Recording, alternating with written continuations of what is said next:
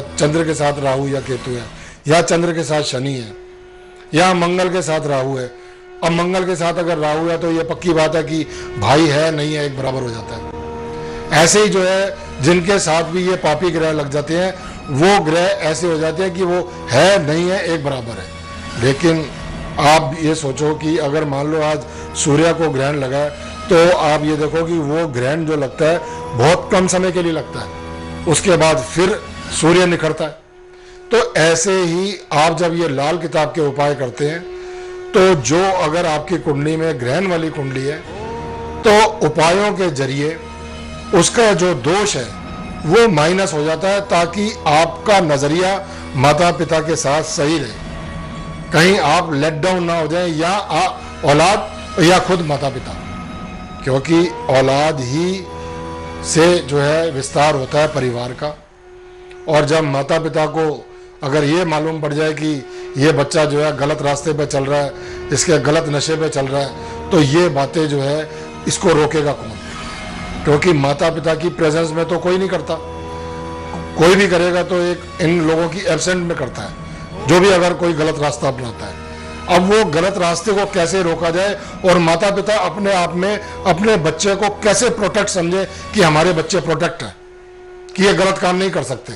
क्योंकि कई माता पिता ऐसे भी हैं इतनी गारंटी से बोलते हैं कि ये बेटा ऐसा काम नहीं कर सकता, चाहे और कोई कुछ भी कहता रहे। लेकिन जब जरा सी भी कहते हैं स्मेल अगर माता पिता को बच्चों के प्रति मिलती है कि ये बच्चा वाकई ये गलत काम कर सकता है, तो आप ये देख लो कि उस औलाद ने उनका जीना मरना एक कर दिया। अब ये बातें जो हम आपसे करते हैं इसीलिए करते हैं कि आप आने वाले समय को जो है हम सुधार लें और उसमें कहीं हमारे से कोई गलती ना हो जाए।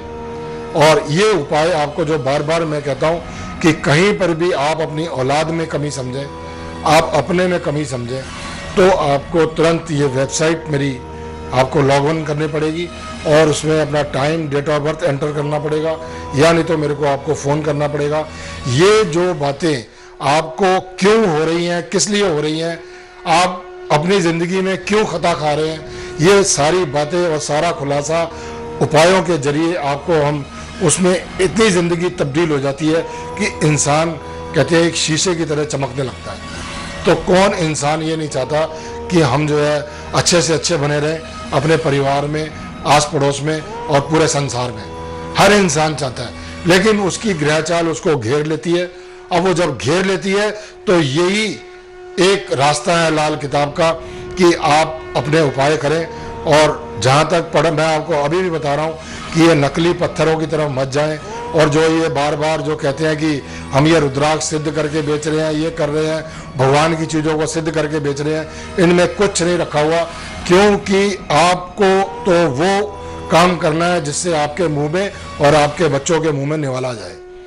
आपको तो वही, क्योंकि हमने तो अपना 2-4 लोग हैं जिनसे हमने अपने घर की गृहस्थी चलानी है, हमें और किसी चीज़ से कोई लेना देना नहीं है। हमारा घर अगर सही है, घर वही हमारा मंदिर बन जाता है और उसके अंदर जो बैठे लोग हैं वही हमारे पूजनीय हैं।